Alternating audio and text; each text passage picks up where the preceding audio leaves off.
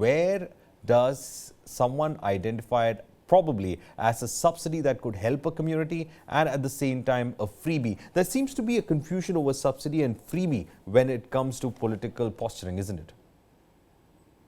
Absolutely. There is a lot of difference between subsidy and freebie. That is a given, because, for example, the LPG subsidy that used to be given was a subsidy. It was not a freebie. And there's also a seed subsidy that is, or fertilizer subsidy that's given to farmers. Again, that's not a freebie. Subsidy is a part of the expense borne by the government. And how it is borne by it? Is it directly paying the consumer or the farmer, whoever is the target group? Is it that way, or is it subsidizing the seller? For example, tractor subsidy for farmers. It goes directly to the seller's account. It doesn't go to farmers. So, anyways, these are various mechanisms by which a government tries to spur growth or support certain needy domains of society. Okay, that's one thing.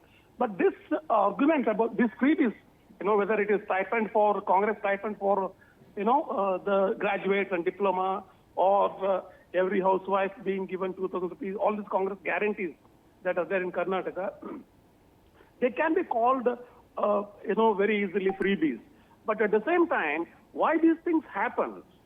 Even during Indira Gandhi's time, we had this scheme of stipends. There was a scheme where unemployed youth were unemployed graduates were given a monthly stipend, and subsequently it was removed. We need to understand why it was given and why it was removed. It was given in an era of a welfare state, completely socialist welfare state, wherein entire industry was controlled by the government itself. There was a huge public sector undertakings, and the government was the only employer. So when the only employer fails to provide job for a educated and eligible youth, it is incumbent upon the government to take care of them. That's why that stipend and all that unemployment allowance came through. And it's more or less it is a social security scheme, which is there in all developed countries. What about the other things that are being put forward, which tender to be more of freebies when it comes to in the election manifesto? Because now there is this huge confusion saying that what is a freebie and what is a subsidy, because sometimes a freebie has been also put as loose cash and has been transferred as well. So there is this huge confusion that is happening. Where does the subsidy end and where does the freebie begin? How do you in fact see this?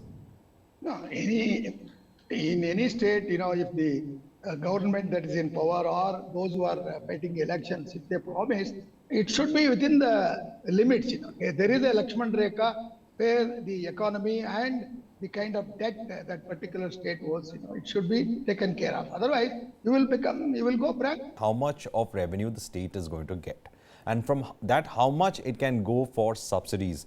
And then when it comes to subsidies, we have issues about it being flagged out. There are states that have almost have 40% to debt to their GSDP ratio, which is being considered to be very problematic. So how do you see this? Because the larger question over here is the government there to make profit, or is the government there to ensure that governance takes place, but at some kind of money being also there in the exchequer? So there is this huge question as to how much of money can be spent on social good as well.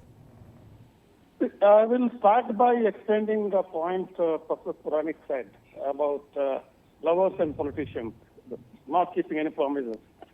Okay, that exactly tells us not to trust them, not to fall in love with politicians as well. So we must take whatever the politicians say with a generous amount of salt. Number one. Number two, I was listening to what the Prime Minister was saying about investment and the subsidies and double engine governments and all that. Now, I need to understand what is the connection between investment and unemployment support. See, a right to livelihood is built in right to life, which is a fundamental, right and guaranteed by Constitution. It is government's job to provide livelihood. Not that, it's not that they should directly pay the money. Livelihood creation is the creation of jobs. Has the government created jobs as it promised in 2014 or 2019 in double engine the state of Karnataka as well? How many jobs were created? So when you are not created the jobs, the youth is going to graduate from schools and colleges and PhDs. What are you going to do with them? So if you are not going, if there is investment, if there is no job creation, then what is the next alternative to support the unemployed youth? Obviously, by giving social security funding. This is nothing but social security. So it is not connected to investment. Investors will come here looking at the social harmony. What is the fabric for political stability? What is the social fabric here? What is the cultural fabric here?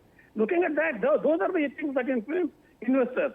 If the state is going to fight, divided among the Hindus and Muslims and halal and hijab and all those communal, disturbances, no investors would want to come here, even if your GDP is very high. Especially foreign investors, they won't come here. So those are two different things. And as far as freebies and subsidies, freebies where it becomes social security, outreach, where it becomes freebies.